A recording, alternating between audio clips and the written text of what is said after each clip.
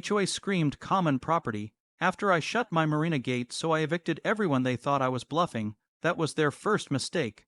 The day I shut the marina gate, I didn't raise my voice, didn't threaten anyone, didn't explain myself.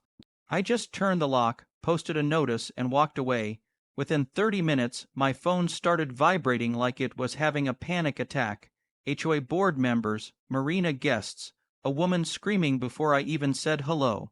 She kept yelling the same 2 words like a spell that would magically undo reality. Common, property, sea.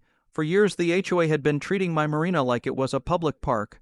They rented slips, charged seasonal fees, hosted weekend parties, and even advertised it online.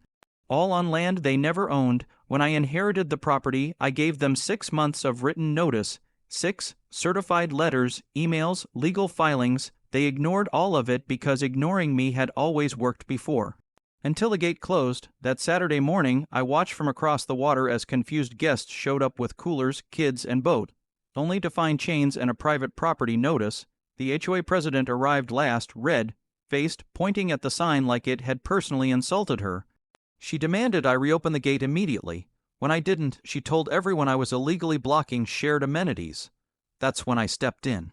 I calmly informed the guests that the HOA had no authority to rent marina access, that their fees were taken under false pretenses, and that they were technically trespassing. You could feel the mood flip instantly. Phones came out, questions started flying. The HOA president tried to shout me down, but facts are louder than tantrums. She threatened to sue me on the spot. I smiled and handed her a folder. Inside were the deeds, surveys, tax records, and a court-approved boundary map showing the marina entirely within my property lines. I also included copies of cease and desist notices she'd signed for. Her face went pale. One board member quietly walked away. Another asked if their personal liability insurance covered fraud. Then came the part she didn't expect.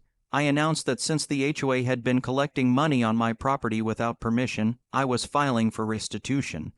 Every slip fee, every event charge, every dollar, and until the court sorted it out, the marina was closed permanently to non-owners. The guests demanded refunds. The HOA couldn't provide them. Someone called a lawyer.